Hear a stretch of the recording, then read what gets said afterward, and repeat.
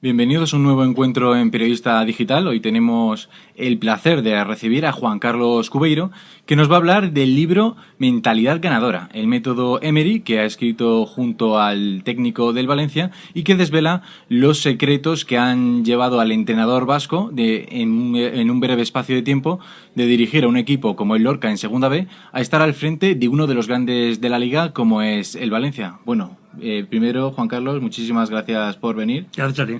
Y bueno, la primera pregunta es, ¿cómo surge la idea de hacer este libro? ¿De dónde parte? Bueno, curiosamente es el propio entrenador, es el propio Unai Emery el interesado en hacer un libro, no una biografía de él, porque apenas tiene 40 años, sino sobre sus vivencias y sus métodos. Básicamente para reflexionar por qué está teniendo el éxito que tiene y también para, en este diálogo que hemos mantenido para generar el libro, poder aplicarlo a otras personas que lo quieran leer. Claro, y porque también es una de las claves del libro, una de las cosas por las que más destaca, es que se dice en el libro que es Emery el técnico más eficiente de la liga, según un estudio que determina, elaborado por varias variables. No sé si puede explicar brevemente a nuestros lectores para que se haga una idea de por qué Emery es el más eficiente. Eso ha generado cierta polémica. Cuando nos planteamos hacer el libro, yo le pedí que estudiáramos qué tenía de especial, evidentemente, porque si era un entrenador más, pues no tenía demasiado sentido. Y tiene varias cosas. Es el entrenador más longevo, lleva 5 temporadas en Primera División. El que le sigue es Pep Guardiola, que lleva 4 en el mismo equipo, pero 4 en Primera División. Él lleva 5. Y uno de los aspectos lo había estudiado Julio del Corral, un profesor de Castilla-La Mancha, analizando qué entrenador con los recursos de que disponía era más eficiente. Por tanto, conseguía mejores resultados según los recursos. Esto había surgido de una pregunta de una reflexión de Mitchell cuando estaba en el Getafe diciendo, bueno, si yo tuviera los recursos de Guardiola o de Mourinho, haría tanto más que ellos. Claro. Y entonces Julio del Corral analizó con los recursos, el valor de los jugadores, cada entrenador que había hecho. Había hallazgos muy interesantes, como que aquellos que son menos del 70% de eficientes, es decir, no les sacan ni el 70% del jugo a los jugadores, los presidentes les echan. Por lo tanto, hay una cierta intuición que funciona. Pero también una de las cosas interesantes es que Emery, en la temporada pasada, veremos esta, era el más eficiente. Y luego era seguido por Quique Sánchez Flores, que tampoco duró en su equipo. Sí, una cosa bastante curiosa, pero también hablando del método de Emery, últimamente estaba un poquito en duda, ¿no? Sobre todo por los últimos resultados del Valencia, pero la verdad es que en el Santiago Bernabéu, digamos que el técnico vasco dio un golpe sobre la mesa, ¿no? Sobre aquellos que dudaban de su método. Bueno, yo creo que todo el mundo tiene que reconocer que es el que mejor ha planteado el partido en el Bernabéu. Evidentemente el Barça ganó también el Bernabéu, pero con los elementos con los que cuenta. El Málaga consiguió empatar en el último momento de una falta, casi a lo mejor por relajación del equipo blanco, pero el Madrid de Mourinho el pasado domingo lo que hizo fue poner toda la carne en el asador, jugar con el famoso tridente o tribote de ataque, jugar con Özil, jugar con Kaká, jugar con Di María, y aún así no pudo con el planteamiento de Emery, con lo cual pues fue muy valiente y muy inteligente. Y la verdad es que también una de las cosas, sobre todo a lo largo de estos 4 años que lleva en Valencia, a Emery siempre se le había achacado que quizás en las grandes citas contra los grandes que no daba la talla, porque al final Valencia por unas circunstancias u otras no acaba, digamos, plantando cara a Madrid, Barcelona. También hubo muchas quejas en Valencia respecto al año pasado en la eliminatoria octavos de final de la Champions League contra el Schalke 04 de por qué no se había podido superar. Digamos que Emery necesitaba un partido como el del Bernabéu para decir yo sí que valgo. Yo creo que sí, que necesitaba en el sentido de demostrar ante todo el mundo, pero son partidos que se ven en todo el planeta,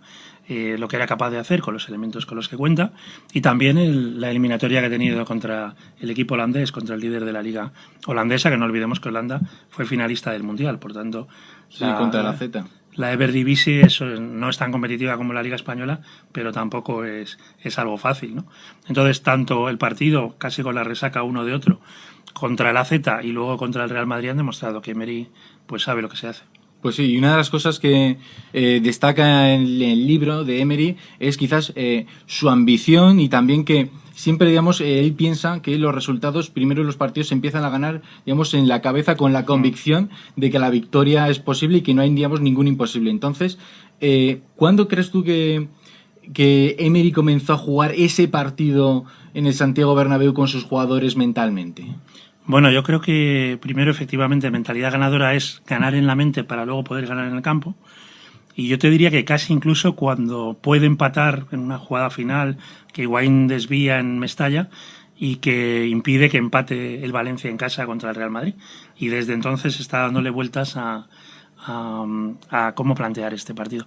Es muy curioso porque estábamos en la elaboración del libro de mentalidad ganadora cuando estaba preparando el Valencia-Real Madrid, el de ida, y estaba con Mourinho versus Guardiola, con el otro libro que habíamos elaborado Leonor Gallardo y yo, subrayando cosas de cómo actuaba Mourinho para poder reaccionar al planteamiento del entrenador portugués.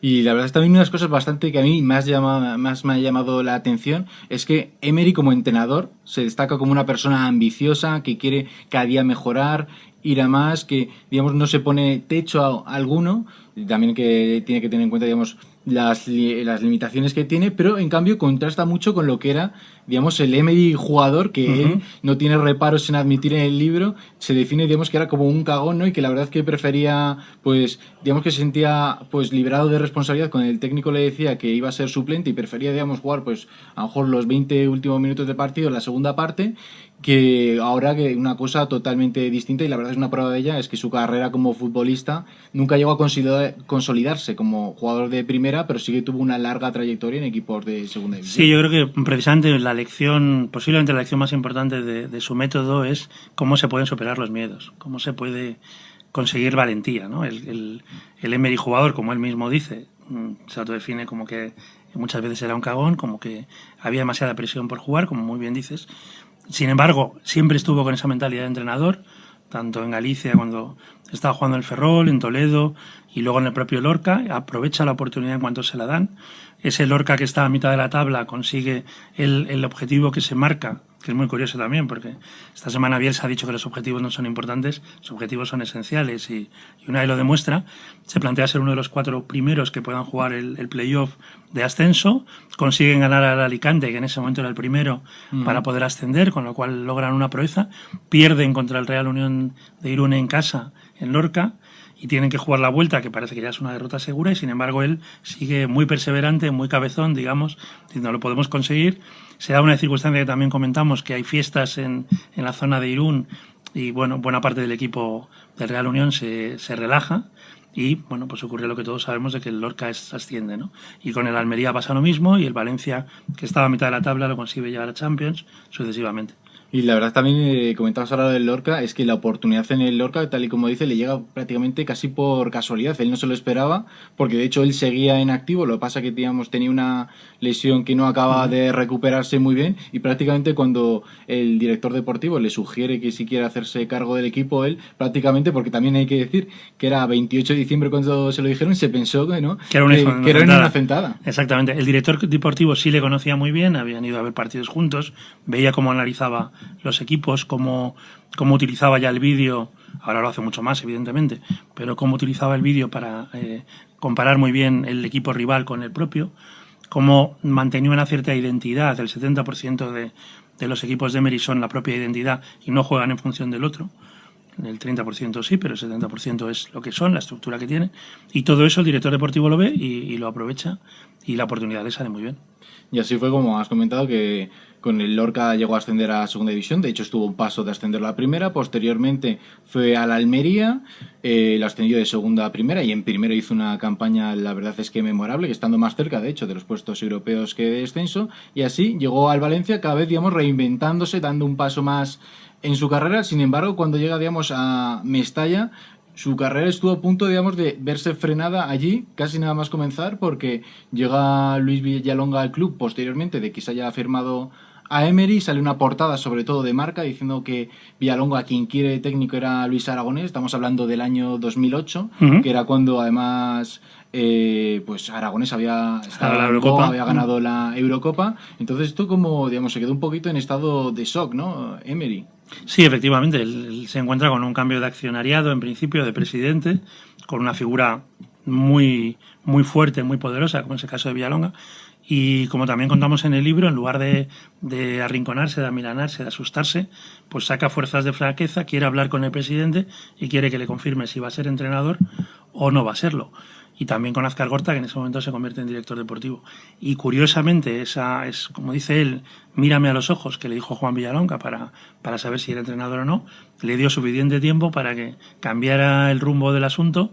Los antiguos accionistas no quisieran que Villalonga siguiera en el Valencia y entonces le mantienen, pero justo en el principio todavía Emery no había demostrado nada, ¿no? Sí, la verdad es que, digamos, la trayectoria de Emery en el Valencia podía resumirse también como un carro al que, digamos, siempre le ponen palos en las ruedas, porque aparte de esto, al principio, en el libro una de las cosas que se habla es, digamos, la gestión del grupo, dar oportunidades, sobre todo en grupos amplios, a las personas, y también saber cuándo llega un momento en el que hay que decir basta, y este integrante lo que está haciendo es más perjudicar al equipo que lo que aporta, y eso fue una cosa que le ocurrió a Emery, que, hombre, no aporta el nombre del jugador, pero según los datos que da, digamos, podemos sacar que es Iván Helguera, que fue internacional español, ganó Copas de Europa con el Real Madrid, hubo un momento que tuvo Emery que decir al grupo que tenía que dejar por el bien de todos a todo un campeón de Europa como es Iván Helguera fuera. Sí, en el libro no se menciona el nombre del jugador, con total respeto. Una de las cosas que también es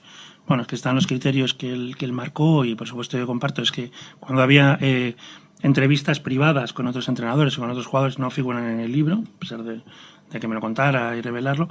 Y sí, es la prueba de que, no hay nada personal, y de hecho la relación después es muy correcta, pero que en un momento dado se puede prescindir de un jugador valioso y un jugador también caro de prescindir, pero por el bien de que el equipo consiga la Champions, que sí mencionamos que una Champions son 22 millones de euros para el Valencia, por lo tanto es un tema de supervivencia. El que ahora quede tercero o pueda quedar cuarto pero juegue Champions o quede en Europa League para el Valencia es muy importante, no solo el prurito de estar en el podio, sino estar en Europa y ganar esos 22 millones de euros.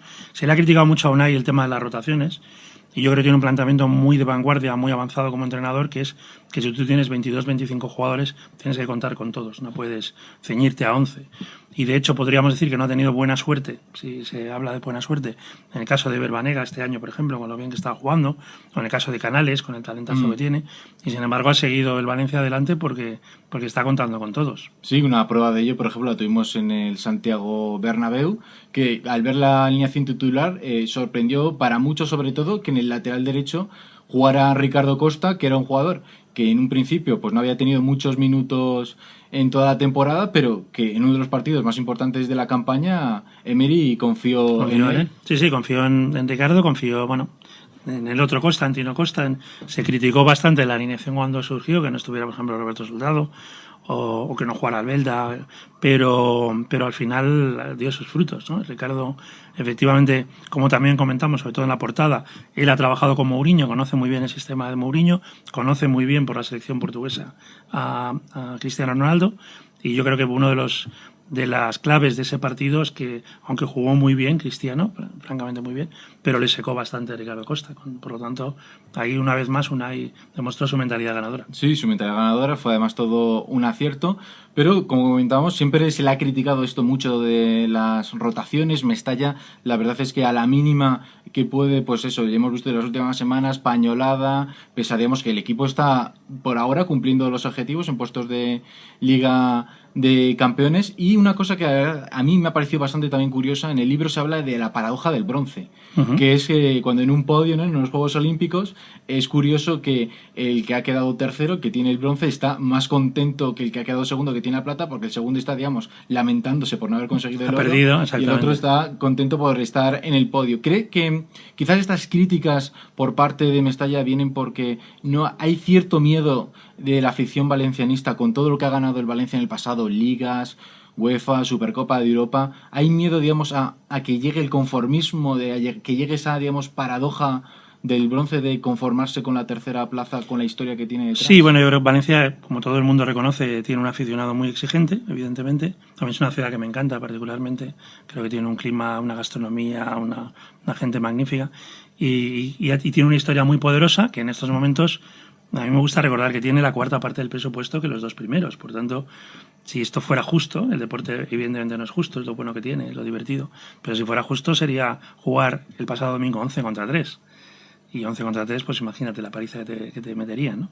En términos de valor de los jugadores. Entonces, es lo bonito de un espectáculo como esto, que teniendo la cuarta parte del presupuesto, cuando Benítez gana ligas, no tiene la cuarta parte del presupuesto, pues tiene 40% menos, que ya es mucho, pero no la cuarta parte. Y disponiendo de esa cuarta parte del presupuesto, pues consigue estar ahí. No llegar a 71 puntos, porque este año es muy complicado, porque incluso los equipos que están más abajo, como el Racing, como el Zaragoza, como el Sporting o como el Villarreal, están peleando muy duro, muy duro. Es una liga muy homogénea y es una liga donde los 5 primeros, más o menos, con permiso del Levante y demás, van a estar también en posiciones europeas, con lo cual pues es una liga muy exigente. Y la diferencia, yo diría, está en un 60%, como comentamos, está en el entrenador.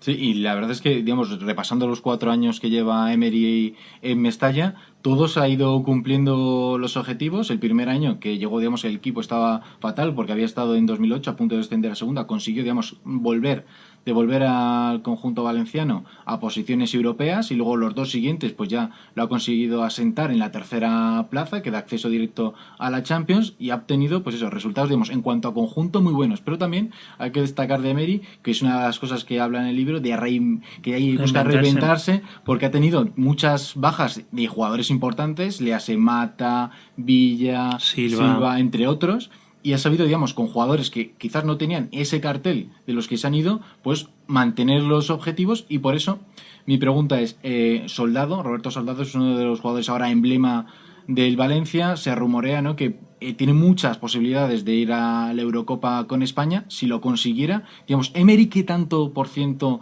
de responsabilidad tendría en esa convocatoria, en ese éxito de Soldado, que hace 2 años estaba en el Getafe a ir a una convocatoria de la Eurocopa? Que hay que recordar que España no es una selección cualquiera, sino que es la campeona de Europa y del mundo. Sí, más siendo además digamos, en posición de delantero, ¿no?, de goleador. Yo creo que una de las cosas que mejor hace Unai Emery es precisamente el desarrollar el talento de sus jugadores. En el caso de Roberto Soldado, en el caso de Jordi Alba, que también parece que puede ir a la Roja, a la selección, a Polonia y a Ucrania. En el caso de Guaita, que estamos viendo que es un magnífico portero que ha salido de la cantera. En casos como Fegulí o como Rami, que no eran conocidos, llegan a la Liga Española muy competitiva y lo están haciendo francamente bien, o el caso de Topal, en cómo le está sacando, digamos, como él decía, exprimiendo sanamente a Duriz, que ya es un jugador de 30 años y sigue ahí al pie del cañón. Entonces, el caso de Soldado es uno de tantos en el equipo de Unai, ¿no? Efectivamente, es un jugador que él mismo, yo creo que es más consciente de que tiene que explotar en el campo y canalizar su fuerza, su energía, su ira, no hacia recibir una tarjeta, como también le pasó el domingo, sino hacia conseguir lo mejor para el equipo, que es una persona que a un solo toque probablemente es el mejor delantero que tenemos, mejor incluso que el Guaje o que Fernando Torres, pero que bueno, yo diría, por poner un porcentaje, 60-70% es el mérito de un entrenador, Emery o cualquiera, que consigue darte posibilidades, que hace que creas en ti mismo. Pensamos que ahí hay una labor precisamente de ver vídeos del rival con el propio jugador, convencerse de lo que puede, ganar en seguridad. Y bueno, pues Soldado ha protagonizado esta misma temporada, este mismo año, un montón de tardes de gloria, ¿no?, como jugador, además del partido amistoso con la Roja, el último frente a Venezuela. Claro, fíjate, a lo largo de la entrevista estamos hablando de que Emery ha ido cumpliendo más o menos los objetivos que le había puesto el Valencia, que ha ido, digamos, reinventándose con jugadores, reponiéndose eso, la marcha de Villa, con Soldado, etc., Canales, Parejo, que los ha ido sacando, Jordi Alba, Guaita, que lo comentabas, pero en cambio ha ido, digamos, todavía está la duda. Emery acaba contrato el 30 de junio y todavía hay dudas en Mestalla sobre si va a seguir, y la verdad es que muchos creen que finalmente no va a continuar. ¿Qué es lo que piensas? Bueno, Emery, cuando hablamos de método, hablamos de 5 aspectos, hablamos de espíritu de equipo, y le da muchísima importancia al equipo, y el fútbol nos enseña, el fútbol, como dice algún colega tuyo, es fútbol asociación, por eso UEFA, FIFA, fútbol asociación, siempre tiene que ver con el equipo. Hablamos de jugadores individuales, pero es el equipo. Y aquí siempre me remito a lo que decía Xavi después del Balón de Oro, cuando decía, bueno, si no estuviera Messi, te lo darían a ti. Y Xavi, que es muy inteligente, dice, no, si no estuviera Messi, no estaría yo. Aquí siempre hay que pensar en asociación, y es el espíritu de equipo, la propia mentalidad ganadora que decía, lo que llamamos esfuerzo canalizado, que es aprovechar toda esa energía no para hundirte, sino para salir adelante. la mezcla de lo racional y lo emocional, porque aquí hace falta pasión, pero hace falta a veces serenidad y cabeza. Y luego la Y hemos usado ser empatía, que es como un concepto de buscarte la buena suerte a partir de saber que puedes contar con el talento de cada uno de ellos. Han pasado 4 años en Valencia. Yo creo que Manuel Llorente, que es un magnífico presidente, que viene de Mercadona, que en sí mismo es muy eficiente, sabe que será muy difícil que encontrar un entrenador así. Yo mismo me atreví en la presentación del libro a decir, en cualquier caso, Llorente siempre va a buscar un entrenador honrado, trabajador y muy austero, porque es la manera que él concibe una organización, sea Mercadona o sea el Valencia Club de Fútbol. Y después de 4 años, que son un mundo en la Liga Española, porque... Sí, sobre todo en un banquillo como el del Valencia. Claro, el presidente de Getafe, por ejemplo, Torres, dice, para mí a los 2 años hay que cambiar de entrenador, y siempre lo cumple a rajatabla. 2, 3, 4 años es muy complicado. Lo ha conseguido Manolo Preciado en el Sporting estando en segunda y en primera, y al final ha habido un agotamiento, con lo que Manolo es querido en Gijón y vive en Gijón en estos momentos. Pero 4 años pueden ser ya mucho, y probablemente para el propio Unai también es el momento, en esta liga o en otras ligas, de abrir perspectivas y de ampliar posibilidades. Sí, porque... Así que yo creo que no es una tragedia, que es la propia vida, ¿no? Sí, el ley de vida tampoco... Hay pocos, digamos, casos como el de Sir Alex Ferguson en el Manchester United, de que se queden un tiempo prolongado en un club. Por eso también, hablamos ahora también, se acaba con la final del Manchester United, porque, por ejemplo, es un club de la Premier League, y en el libro, pues, también saca muchas veces Unai Emery artículos de Guillem Balaguer, el periodista de AS, corresponsal allí en Inglaterra y que también es periodista en Sky Sports, que muchas veces ha escrito que Unai tiene un perfil que encajaría perfectamente allí en la Premier. ¿Le ves, digamos, haciendo las maletas rumbo a Inglaterra? Sí, bueno, yo primero el tema Sir Alex siempre es un equívoco, los 26, 27 años, porque es un general manager, no es un entrenador. Entonces no está, digamos, expuesto a ser quemado por el público, como ocurre aquí. A mí una anécdota, cuando vuelve Gerard Piqué del United al Barça y un colega tuyo le entrevista, le dice, ¿qué diferencias hay entre un entrenador y otro? Y dice, bueno, yo es que con Pep hablo y con Sir Alex no, Sir Alex. O sea, es un señor que está lejos, que no trata con los jugadores, dirige, pero dirige como un director general más que como un entrenador. Entonces, no sé siquiera si Guardiola... si quisiera estar en el Barça 25 años, llegaría a ser un general manager. Efectivamente, Guillem Balaguer conoce muy bien la Premier y conoce muy bien la Liga. Insiste en que Unai es especial y entraría muy bien en la Premier por varios motivos. Porque es muy trabajador. Con eso no quiero decir que los entrenadores de la Premier no sean muy trabajadores, pero especialmente trabajador hasta la obsesión. De hecho, una de las recomendaciones de quienes mejor reconocen a Unai es que no esté siempre viviendo fútbol, absorbiendo fútbol, pero esto en la Premier te puede dar una ventaja. Será menos peso al tema de las ruedas de prensa, que aquí queman mucho a los entrenadores. En la Premier no es tan así. Y luego el público de la Premier, en todo caso, se parecería aquí al del Athletic de Bilbao, apoyando siempre al equipo, aplaudiendo a los jugadores. Hubo muy buenos motivos el otro día en el Real Madrid-Valencia, el público del Bernabéu, después del 0-0, un 0-0.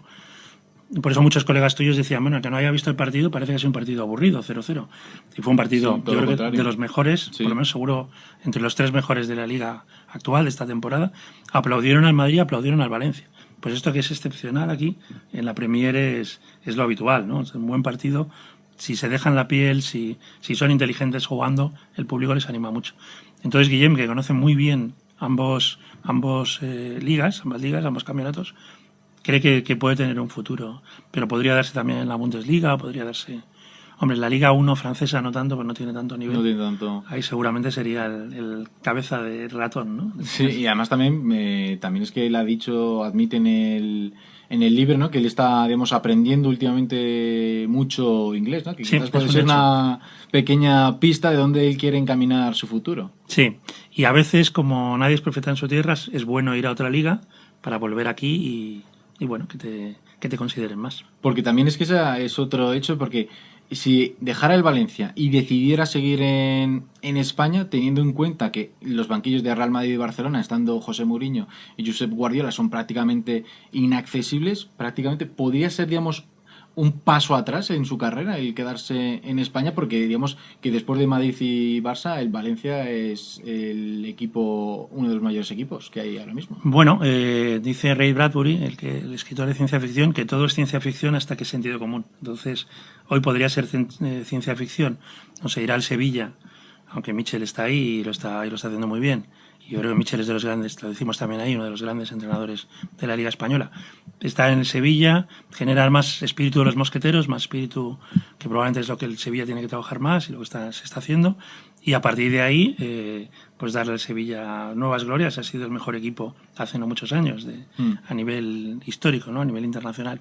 O puede ocurrir con el Atlético de Madrid, que aunque ahora Simeone pues también está viviendo una luna de miel, pero se puede agotar y en un momento dado pues lo bueno que tiene Unai es que no genera provisionalidad en los equipos, como decía, sino que hay una cantera, hay un estilo, por lo tanto puede estar 3-4 años y dejar una identidad propia, ¿no? En el Valencia. Puede estar en la Real Sociedad, porque al fin y al cabo es guipuzcoano y lo que podría parecer una marcha de atrás. hecho jugó él allí, jugó allí en primera, y evidentemente mantiene muy buenos amigos y entonces bueno, puede darse esa circunstancia también, ¿no? De hecho también comentamos que en el final de la temporada del año pasado jugaba contra el Deportivo el Valencia para conseguir 71 puntos, jugó muy bien evidentemente, pero tampoco haciendo sangre en el último partido. Pero estaba que si podía bajar el Depor, podía bajar la Real, y según iba transcurriendo, bueno, pues al final ahí había emociones encontradas, ¿no? Contamos también que su padre, que ha sido un magnífico portero, Juan Mari Emery, cuando juega el Lorca contra el Real Irún, son de Fuenterrabía, de al lado, y no aguanta más la tensión. Son sus propios vecinos, le está ganando su hijo a sus vecinos, antes de que acabe el partido se va andando desde Irún hasta Fuenterrabía porque no quiere saber ya qué pasa más, ¿no? Evidentemente está con su hijo, pero están jugando en su territorio. Y por tanto, cualquier opción de la Liga Española, por cualquier opción de Liga Internacional, yo creo que Unai tiene muchísimo potencial. Francamente, lo que no le veo es que algunos entrenadores optan por eso, tomándose un tiempo sabático de respiro, o diciendo, bueno, pues ahora voy a la Eurocopa como comentarista, por ejemplo, y voy a estar un año en el dique seco, porque él casi lo necesita en vena, el fútbol. Sí. Él no quiere, digamos, desconectar. No lo veo, ¿no? En ese escenario no lo veo. Sí veo más a Guardiola, por ejemplo, que ha sido muy intenso estos 4 años, ¿no?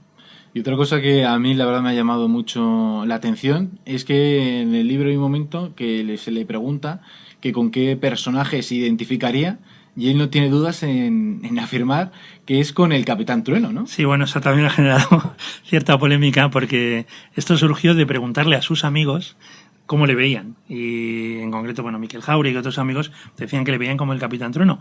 Esta temporada ha vuelto a pasar lo mismo, es decir, le han llamado burro en Mestalla, y por una decisión que parecía que no era acertada y que dio la vuelta al marcador, y por tanto luego ya no se le reconocían tanto. Se le ha criticado el planteamiento que hizo frente a Mourinho en el Bernabéu. Ha habido varias circunstancias. Hoy él estaba muy relajado, por ejemplo, después del 2-1 de la Z en Holanda, a sabiendas de que podía remontar porque era mejor equipo en Valencia.